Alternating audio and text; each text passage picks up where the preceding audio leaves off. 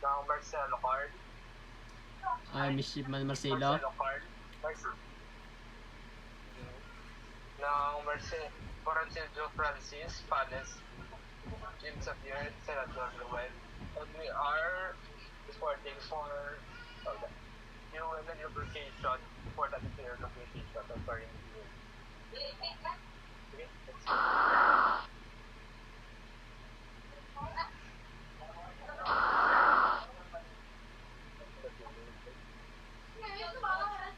Types of lubrication of ships. The first step of the type is hydrodynamic lubrication.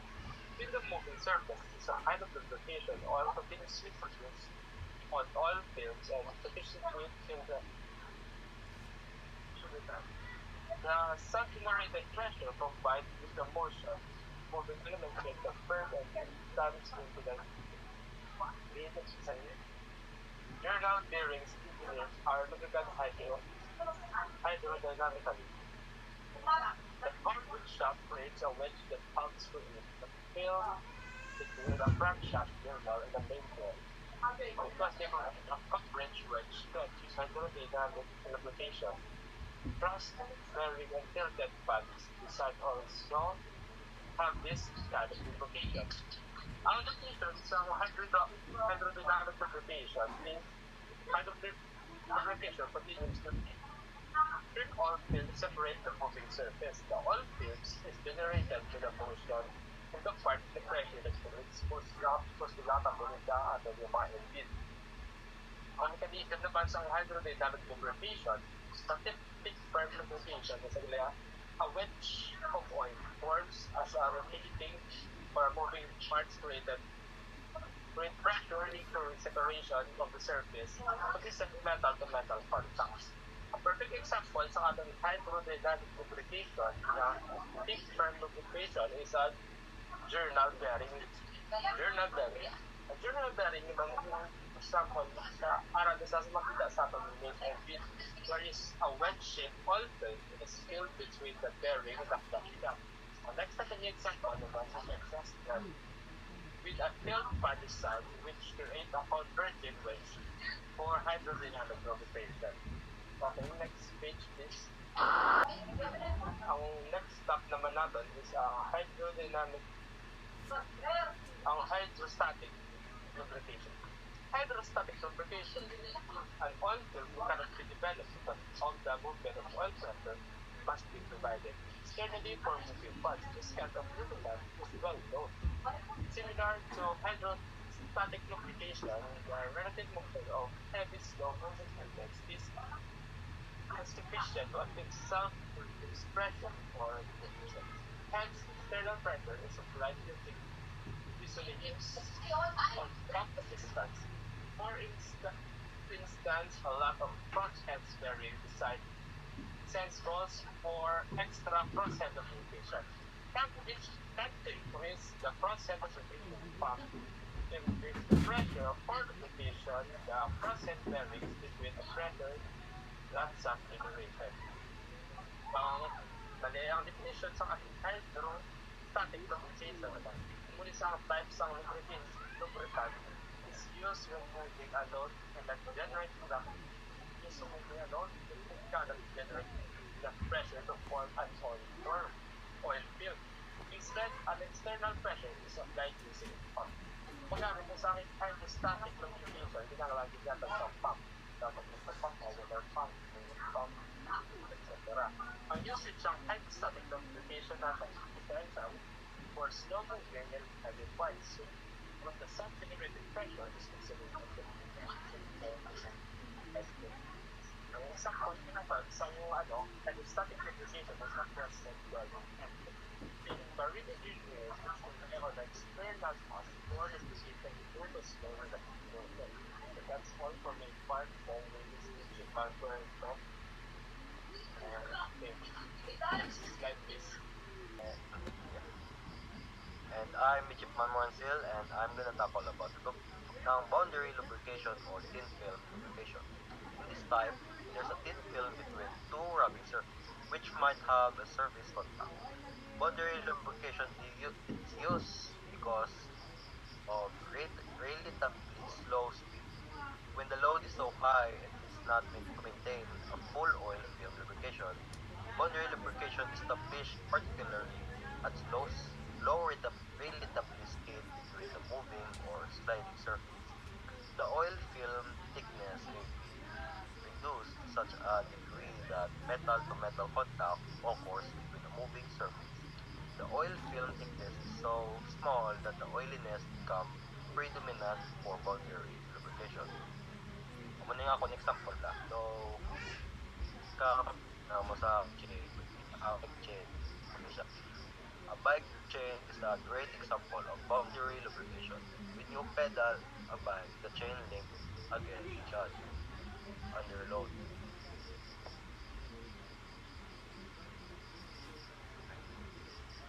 We're talking about elastro-hydrodynamic lubrication.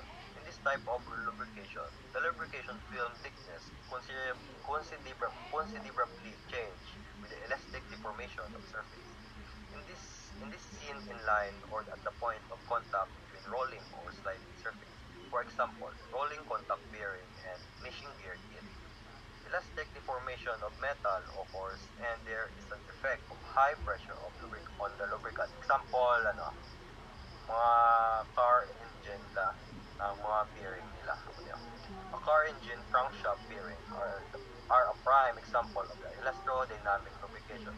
The crankshaft rotates within this bearing and the high pressure and speed involved creating a unique lubrication condition.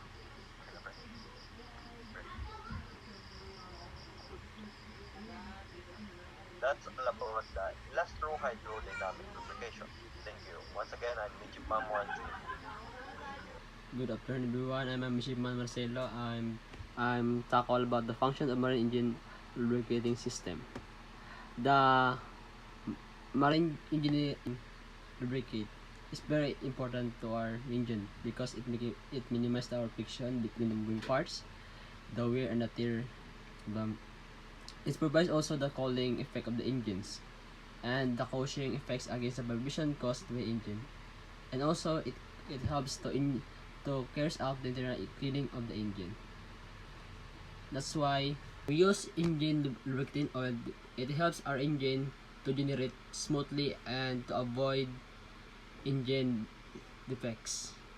That's all. Thank you. And the piston ring. Piston rings are pieces of split rings that mount on the resist area of a piston. The split design of the piston ring has several benefits. It allows for springs action, which helps the ring to maintain the correct piston ring gap. Third, the piston rod. A piston rod joins the piston to the crosshead and thus to the connecting rod that drives the crankshaft. And that's all. Thank you. Hello everyone, I'm Mishiban Panes and our part is connecting rod. Connecting rod, like the piston to the engine crankshaft, you move the piston in out of the combustion chamber. Then, number 5, crankshaft. The crankshaft is moving part of the internal combustion engine. ICE. It means function is to transform the linear motion of the piston into rotational motion. And last, 6, crosshead is a mechanism used as a part of the cylinder crank linkage of long reciprocating engine and reciprocating compressor to eliminate the sideways pressure on the piston. Also, the crosshead enables the connecting rod freely move outside the cylinder. Oil sump. An oil pan or sump is a valve-shaped reservoir, stores the engine oil and then circulates it within the engine. Oil sumps sit through the crankcase and store the engine oil when the engine is not running. It is located at the bottom of the engine in order to collect and store. And the next one is engine oil filter. The oil filter helps remove contaminants from your car engine's oil that can accumulate over time as the oil keeps your engine clean. So the purpose of this engine oil filter, which is uh, it helps to remove contaminants, to filterize your oils that is from the engine, and to accumulate over time as the oil keeps your engine clean. And the next one is the piston cooling nozzle. The nozzle shaft intersect an oil gallery in the engine block to provide oil under pressure to the nozzle jets. These arrangements directs cooling and piston. So which is the piston cooling nozzle is to inject the oil into the cooling oil chamber in the piston head of engine accurately and quantitatively, so as to achieve the purpose of cooling the engine piston. And the next one is an oil pump is a device which helps to circulate the lubricant oil to all the moving parts inside the engine. This part include crankshaft and camshaft bearings as well as valve lifters. It is generally located at the bottom of the crankcase, close to the oil sump. The oil pump supplies oil to oil filter, which filters and sends it onward. The oil then reaches different moving parts of the engine through oil galleries. And the purpose of the oil pump is to lubricate moving components, create a barrier between metal parts, seal the combustion chamber, wash sludge built up of the internal parts, and keep the engine running cool. So even small particles can choke the oil pump and galleries. If oil pumps gets blocked, then it can cause the severe damage to the engine or even complete seizure of the engine. And to avoid it, the oil pump consists a strainer and a bucket. Hence, it is necessary to change the engine oil and filter at regular intervals as recommended by the manufacturers. And that would be all. Good afternoon, everyone. So my name is Noel M. Senador. I am to report here in front of you for the components of engine lubrication system.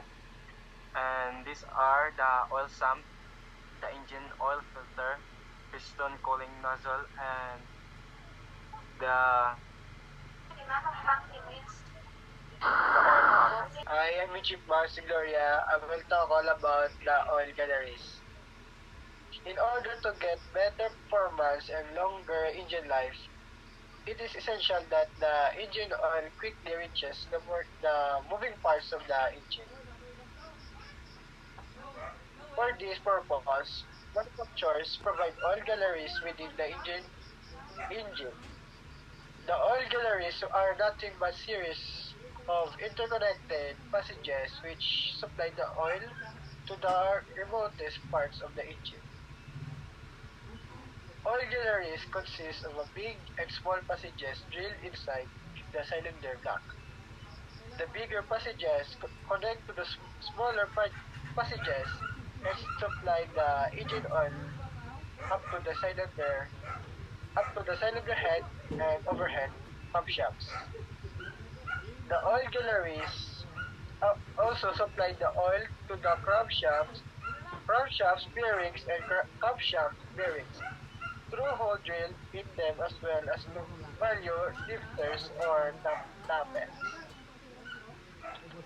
Second, oil cooler. The oil the oil cooler is a device which works just like a radiator.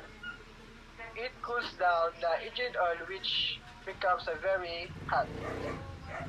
Oil cooler transfers the heat from the engine oil to the engine coolant through its fins.